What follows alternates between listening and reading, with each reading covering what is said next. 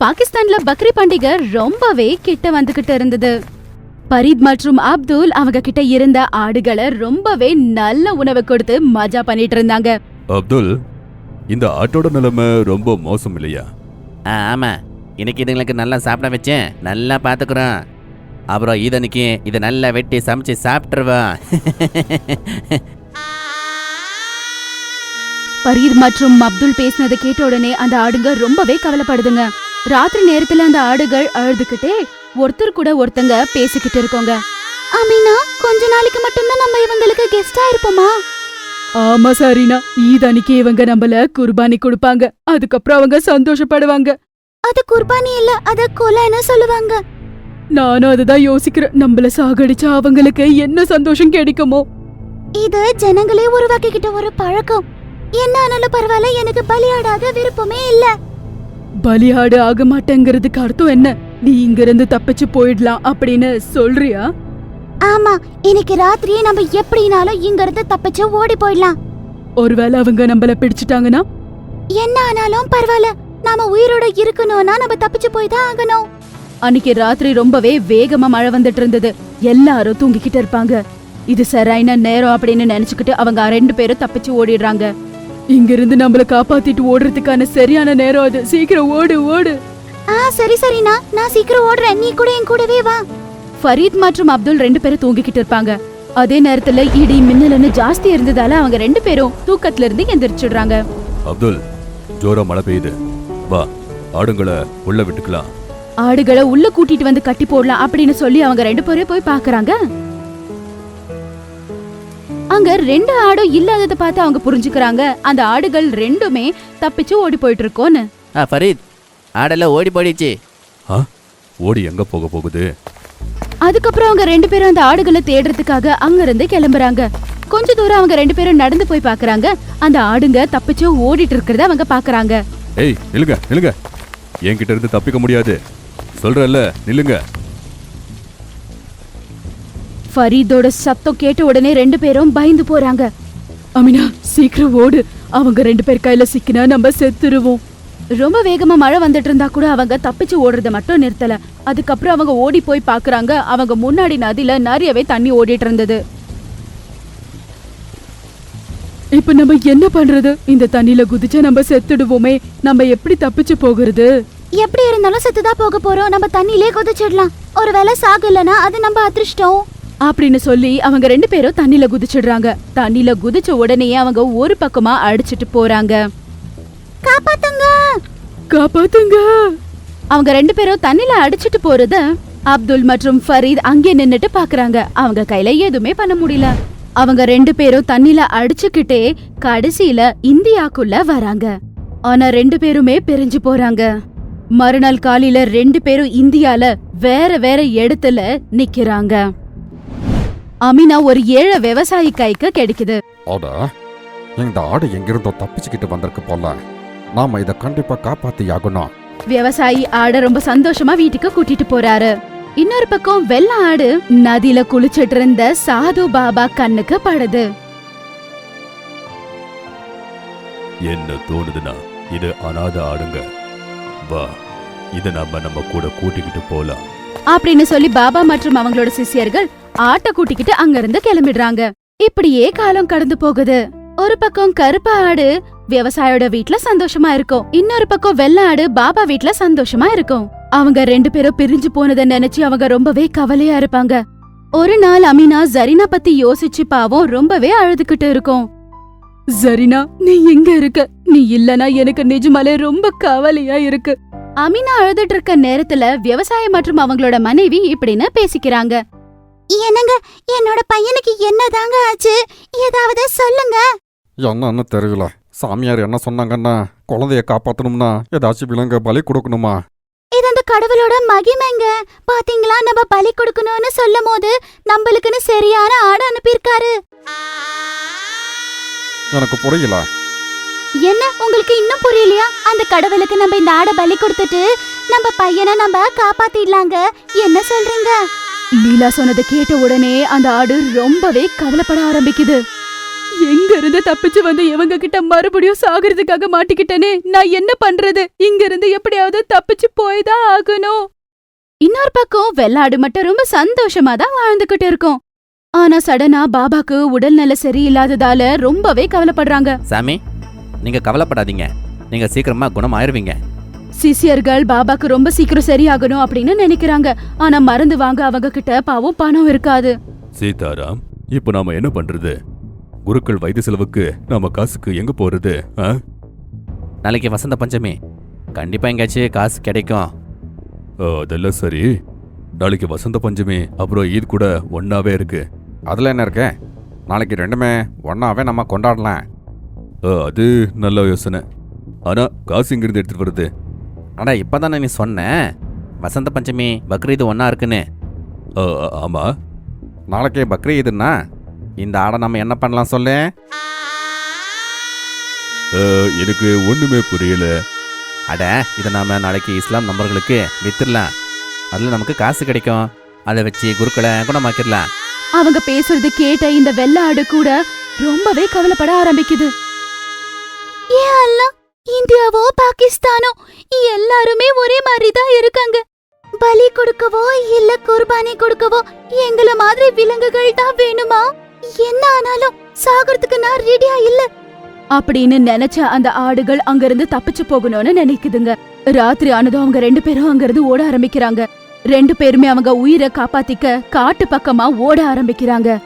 இன்னொரு பக்கம் ஜரினா கூட அவளோட உயிரை காப்பாத்திக்கிறதுக்காக காட்டு பக்கமா ஓட ஆரம்பிக்குது. அப்படி போன அவங்க 2 பேருமே காட்டுல ஒருத்தர் பாத்துக்கிறாங்க. பாத்துக்கின உடனே அவங்க 2 பேரும் ரொம்பவே சந்தோஷப்படுறாங்க. அமீனா, நீயா? ஆமா சரினா, நீ உயிரோட இருக்கிறத பார்த்தா ரொம்ப சந்தோஷமா இருக்கு. அதெல்லாம் சரி, நீ எதுக்காக இப்படி ஓடி வந்துகிட்டு இருக்க சொல்லு. நீ கூட உன்னோட உயிரை காப்பாத்திக்க தானே இந்த காடு பக்கமா ஓடி வந்த, என்ன ஆச்சுன்னு சொல்லு. ஆமா அமீனா, இந்தியாவா இருக்கட்டும் பாகிஸ்தானா இருக்கட்டும் எல்லாரும் ஒரே மாதிரி தான் இருக்காங்க. அங்க குர்பானிங்கிற பேர்ல நம்மள சாகடிக்கிறாங்க, இங்க பலின்ற பேர்ல சாகடிக்கிறாங்க. நீ சரியாதான் சொல்ற. என்ன கூட அந்த விவசாயி சாகடிக்க பார்த்தான் தெரியுமா? நான் தப்பிச்சு ஓடி வந்துட்டேன். அந்த ஆடுங்க 2மே அவங்களோட கதைகளை சொல்லிக்கிட்டு வந்துகிட்டு இருக்கோங்க. ஆமா, இனிமே கண்டிப்பா நம்ம இந்த மனுஷங்க நடுவுல வாழவே கூடாது. ஆமா, இந்த உலகத்துல மனுஷனை விட மோசமான ஒரு விலங்கு வேற எதுவுமே இல்ல. காடு எவ்வளவு டேஞ்சர்னு தெரியாத இந்த ஆடுங்க காட்டுக்கு போலாம் அப்படின்னு டிசைட் பண்ணுதுங்க. அப்ப அவங்க முன்னாடி பசியால துடிச்சிட்டு இருந்த ஒரு ஷேர்கான் வரான்.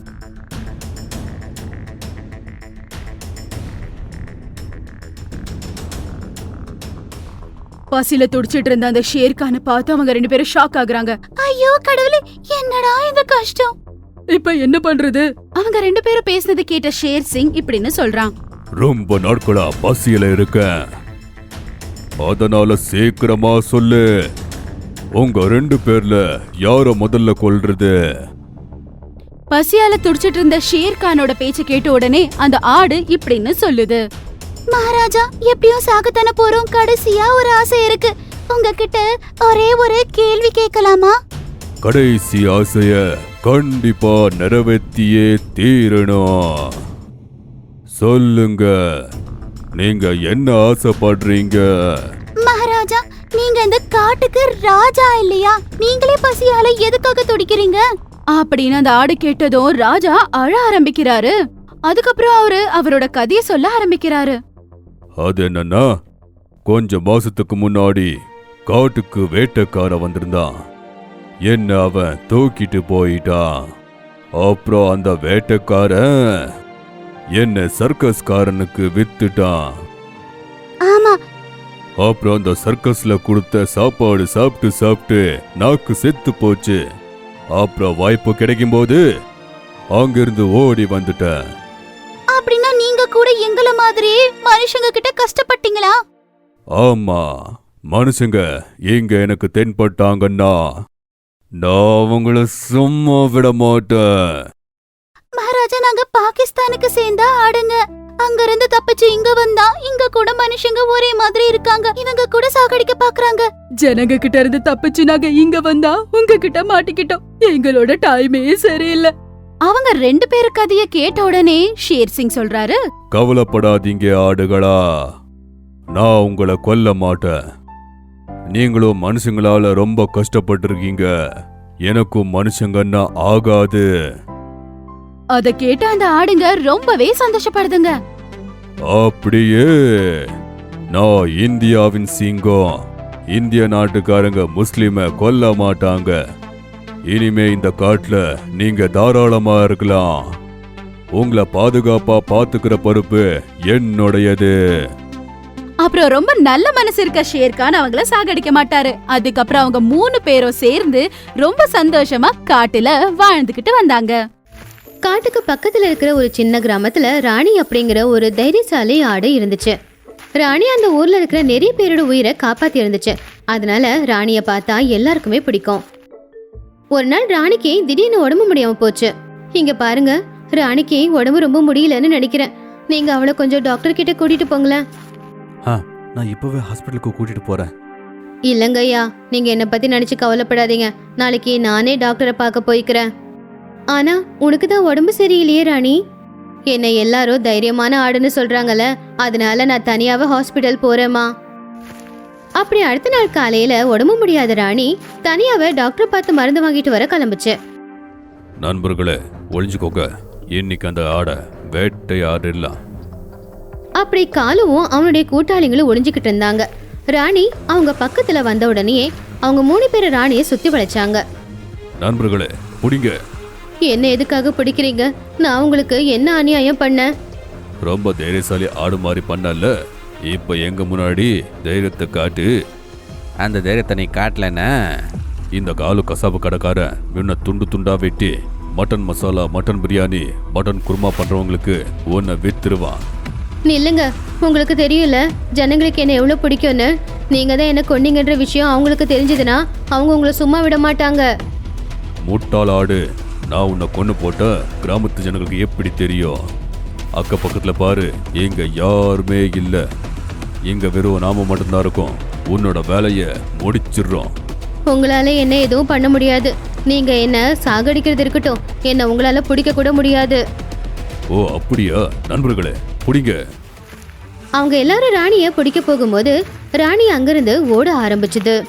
வாங்கடா வாங்க, முடிஞ்சா என்ன பிடிச்சு காட்டுங்கடா. அவனுங்களால ராணிய நெருங்க கூட முடியவே இல்லை. ஆனாலும் ராணிய துரத்திக்கிட்ட பின்னாடியே போய்கிட்டு இருந்தாங்க. அப்போ திடீர்னு தெரியாம அங்கிருந்து ஒரு பள்ளத்துல விழுந்துட்டாங்க. ஐயோ, அப்படி அவங்க எல்லாரும் பள்ளத்துல விழுந்ததை பார்த்து ராணி சத்தமா சிரிச்சுக்கிட்டு இருந்துச்சு. என்னங்கடா, பள்ளத்துல விழுந்து நல்லா சந்தோஷமா இருக்கீங்களா? என்னையே கேலி பண்றியா? பின்னாடி திரும்பி பாரு, உன்னோட சாவு இருக்கு. அப்படி சொன்னதும் ராணி பின்னாடி திரும்பி பார்த்துச்சு.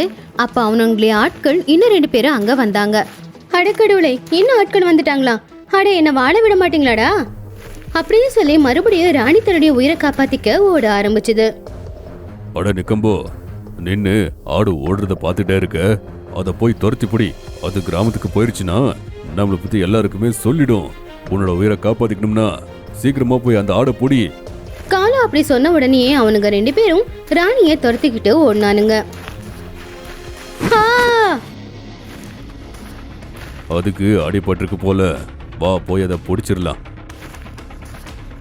ராணி அந்த ரவுடிங்க பக்கத்துல வரத பார்த்து வேகமா எழுந்திருச்சு ஓட ஆரம்பிச்சது. அப்போ காலு அங்க வந்து அவனுடைய ஆட்கள் கிட்ட இப்படி சொன்னான். ஓ, சீக்கிரமா போய் அவனை பொடி. கவலைப்படாதீங்க, ஆடுக்கு அடிபட்டிருக்கு. ரொம்ப தூரத்துக்கு அதனால ஓட முடியாது. வாங்க நண்பர்களே. அப்படி சொல்லி அவங்க எல்லாருமே மறுபடியும் ராணியை துரத்திக்கிட்டு போய்கிட்டு இருந்தாங்க. ஊரு ரொம்ப தூரத்துல இருந்துச்சு. அதனால ஆடு தன்னுடைய உயிரை காப்பாத்திக்க காட்டுக்குள்ள போச்சு. அதை பார்த்து காலு சொன்னா, இது காட்டுக்கு போயிட்டே இருக்கு. அட நில்லு, அங்க விலங்கு உன்னை உயிரோட விடவே விடாது. முதல்ல என்ன பண்றது? இப்போ அது காட்டுக்கு போயிடுச்சு. இப்போ நாம அதை பிடிக்கவே முடியாது. பரவாயில்ல, இது இல்லைன்னா இன்னொரு ஆடை நாம பிடிச்சிக்கலாம். வாங்க அப்படின்னு சொல்லி அவனுங்க எல்லாரும் அங்கிருந்து கிளம்பி போயிட்டானுங்க. சாயந்தரம் வரைக்கும் ஆடு வீட்டுக்கு வராததுனால எல்லாரும் கவலைப்பட்டாங்க. ஆடு தனியா டாக்டர் கிட்ட போயிருக்கவே கூடாது இல்ல? சாயங்காலம் ஆயிடுச்சு, ஆனா இப்ப வரைக்கும் வரவே இல்ல. எனக்கு பயமா இருக்குங்க. அவளுக்கு எதுவும் ஆயிருக்காது இல்லையா? நீங்க கவலைப்படாதீங்க, அது ரொம்ப தைரியசாலி ஆடு. கூடிய சீக்கிரமா வீட்டுக்கு வந்துடும். அது வீட்டுக்கு வரலன்னா நாம போய் தேடலாம். கிராமத்து ஆட்கள் பேசிக்கிறத பார்த்து அந்த காலு அவனுடைய மனசுக்குள்ள நினைச்சான், அந்த ஆடு உங்களுக்கு கிடைக்கவே கிடைக்காது. அதை இப்போ காட்டு விலங்கு வேட்டையாடி சாப்பிட்டுருக்கோம். ஆடு நிச்சயமா திரும்ப வந்துரும் அப்படிங்கிற நம்பிக்கையில கிராமத்து ஜனங்க எல்லாரும் காத்துக்கிட்டு இருந்தாங்க. இந்த பக்கம் ராணி அவனுங்க கிட்ட இருந்து தப்பிச்சு காட்டுக்குள்ள ஒரு ஆத்துக்கிட்ட வந்துச்சு. எனக்கு ரொம்ப தாகமா இருக்கு, கொஞ்சம் தண்ணியை குடிச்சுக்கிறேன். அப்படி ராணி தண்ணி குடிக்க போனப்போ திடீர்னு எதிர்பாராத விதமா அங்க ஒரு சிங்கம் வந்துச்சு. சிங்கத்தை பார்த்து ஒரு நொடி ராணி ரொம்பவும் பயந்து போயிடுச்சு. ஆனா சிங்கம் அந்த ஆடை பார்த்து இப்படி சொல்லுச்சு, இந்த காட்டு ஆடு மாதிரி நீ தெரியல, உண்மைய சொல்லு. நீ யாரு, இங்க எதுக்கு வந்திருக்க? என்னோட பேரு ராணி. எங்க கிராமத்துல இருக்கிற எல்லாருக்குமே என்ன ரொம்பவும் பிடிக்கும். இங்க எதுக்கு வந்திருக்க? மனுஷங்க கிட்ட இருந்து தப்பிச்சு காட்டுக்குள்ள ஓடி வந்துட்டேன். ஆனா இப்போ உங்ககிட்ட மாட்டிக்கிட்டேன். இதுக்கப்புறம் என் நிலைமை என்னவோ. கவலைப்படாத, இங்க மனுஷங்க இல்ல, நீ பாதுகாப்பா இருக்கலாம். அப்படின்னா நீங்க என்ன கொல்ல மாட்டீங்களா? இல்ல, நான் இங்க ராஜா, நீ கிராமத்து ராணி. நான் உன்னை எப்படி கொல்ல முடியும்? ரொம்ப நன்றி மகாராஜா. எனக்கு அடிபட்டிருக்கு, ரொம்ப சோர்வாவும் இருக்கேன். இங்க தங்குறதுக்கு எனக்கு ஏதாச்சும் இடம் கிடைக்குமா? கண்டிப்பா. நான் எப்படி காட்டு ராஜாவோ, நீயும் அப்படியே உன்னோட கிராமத்து ராணி. அப்படி இருக்கும்போது நீ விருந்தாளி. அதனால எப்பவும் போல என்னோட குகையில ஓய்வெடுக்கலாம். அப்படி ஆடு சிங்கத்து கூட சேர்ந்து அதோட குகைக்குள்ள போச்சு. அங்க கொஞ்ச நேரம் படுத்து ஓய்வெடுத்துச்சு. அன்னைக்கு ராத்திரி நேரம் சிங்கராஜா ஆடு கிட்ட கேட்டுச்சு, ஆடு, என்கிட்ட சொல்லு, உன்னை இப்படி யார் பண்ணாங்க? நான் அவங்கள சும்மா விட மாட்டேன்.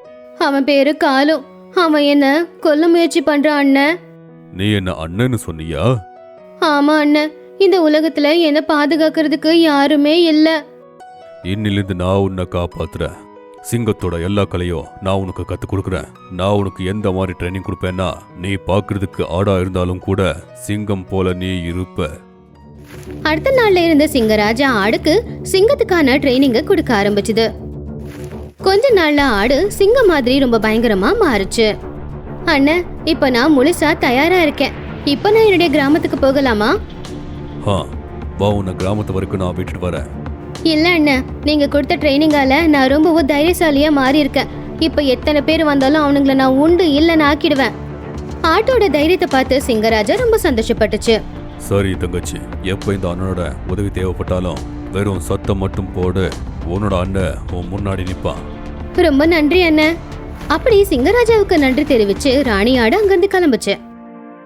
தலைவரே, ஆடு காணாம போய் ரொம்ப நாட்கள் ஆச்சு. எங்களுக்கு ரொம்ப கவலையா இருக்கு. நாம அதை தேடியே ஆகணும். அப்பதான் ராணி ஆடு அங்க வந்துச்சு. தலைவரே, அங்க பாருங்க, ராணி ஆடு வந்துடுச்சு. ராணி நல்லபடியா திரும்பி வந்ததை பார்த்து கிராமத்து ஜனங்க எல்லாரும் சந்தோஷப்பட்டாங்க. இன்னொரு பக்கம் ஆடு நல்லபடியா வந்ததை பார்த்து காலும் இப்படி யோசிச்சுக்கிட்டு இருந்தான். அதை நான் ஹலால் பண்ற வரைக்கும் நான் நிம்மதியா தூங்கவே மாட்டேன். காலோனே, அந்த ஆடு காட்டுக்கு போய் உயிரோட திரும்ப வந்துருச்சான். அது சிங்கத்துக்கிட்ட இருந்து தப்பிக்கலாம், ஆனா என் கையில இருந்து தப்பிக்கவே முடியாது. இன்னைக்கு ராத்திரி அதை நாம முடிச்சிடலாம். ராத்திரி நேரம் காலும் அவனுடைய கூட்டத்தோட சேர்ந்து ராணி ஆடு இருக்கிற வீட்டுக்கு போனான். நண்பர்களே, ஆடை யாருக்குமே தெரியாம தூக்கிட்டு போங்க. அப்படி 3 பேரும் சேர்ந்து ராணியோட முகத்தை மூடிட்டு அவளை அங்கிருந்து இழுத்துக்கிட்டு போனாங்க. நாளைக்கு விடிஞ்சதும் முதல்ல இந்த ஆடை நாம வெட்டலாம், சரியா? சரி முதலாளி. அதுக்கப்புறமா ஆடை கட்டி போட்டுட்டு 3 பேரும் அங்கிருந்து போயிட்டாங்க. அடுத்த நாள் காலையில காலும் அவனுடைய கூட்டத்தோட சேர்ந்து ஆடுங்களை கட்டி போட்ட இடத்துக்கு வந்தா ஆட்டு மந்தையில இருக்கிற எந்த ஒரு ஆடுமே அங்க இல்ல. தப்பு நடந்துருச்சு முதலாளி, எல்லா ஆடும் ஓடி போயிடுச்சு. அது எப்படி சாத்தியம்? போங்க, போய் தேடுங்க. அப்பதான் ராணி ஆடு அவங்க பக்கத்துல வந்துச்சு. என்னடா நினைச்ச என்ன பத்தி? ஆடுனா ஃப்ளவர்னு நினைச்சியா? நான் ஃப்ளவர் இல்லடா, ஃபயரு, அதுவும் வைல்டு ஃபயரு. புஷ்பா பார்த்து வந்திருக்கியா? இந்த ஃப்ளவர் ஃபயரு படத்துல மட்டும்தான், ரியல்ல கத்தி அப்புறம் ஆடோட கழுத்து தான் இருக்கும். உன்னுடைய வாளோட கூர்மை இந்த ராணியோட தலைய வெட்டுற அளவுக்கு இருக்காதுடா. முதலாளி, இது ரொம்ப பேசுது. வாங்க, இத 1 2 4 பண்ணிடலாம். அப்படி 3 பேரும் அந்த ஆடை தாக்க போனாங்க.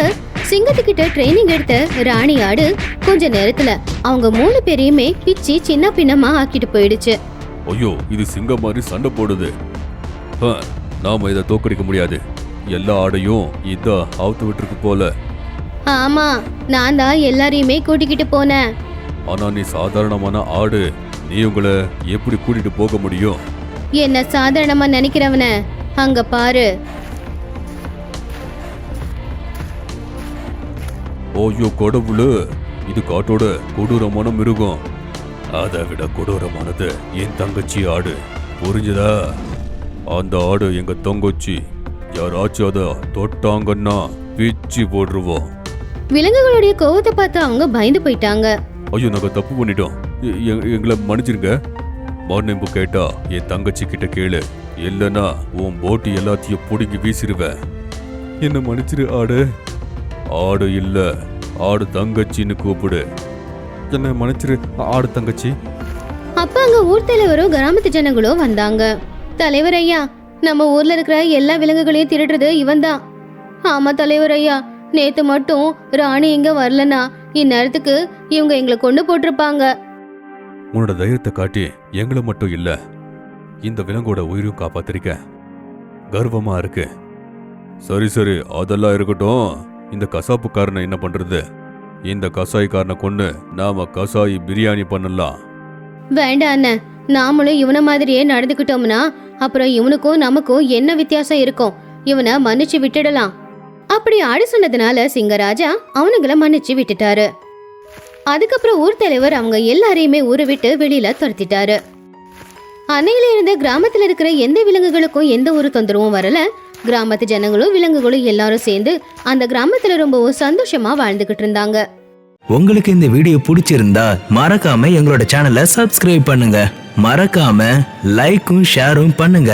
ரொம்ப நன்றி.